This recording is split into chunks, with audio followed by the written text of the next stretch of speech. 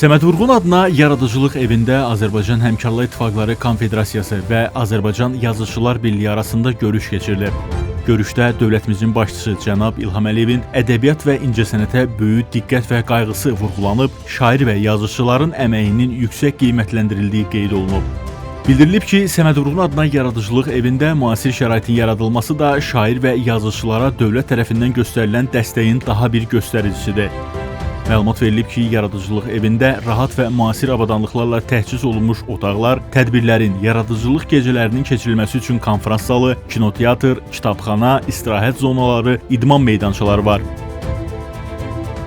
Burada yaradıcılıq üçün münbit ədəbi mühit formalaşdırılıb.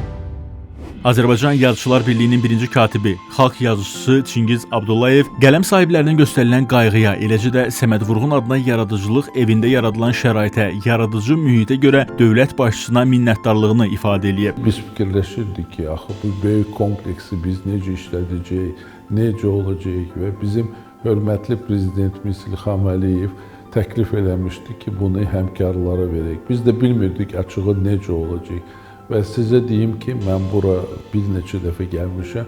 Bugün mən gələndə mən tanımadım bu binanı. Belə gözəl şərait yaradıblar.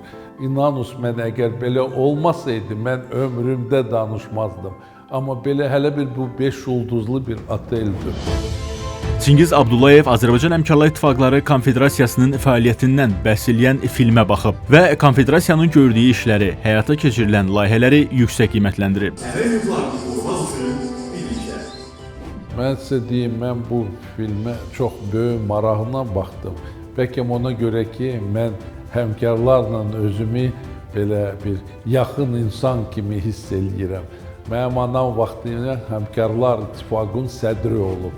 Mən hesab eləyirəm ki, bizim Həmkarlar İttifaqı doğrudan da bunlar insanlar üçün, Azərbaycan vətəndaşları üçün, Azərbaycan xalqı üçün işləyir və xüsusi məni toxundu ki, mən görəndə necə bu şəhid balalara baxırdılar, necə onlara xidmət edib, necə onlara kömək eləyiblər və mən bunu çox dəstəkləyirəm və inanıram da necə başlayıblar, belə də işləyəcəklər.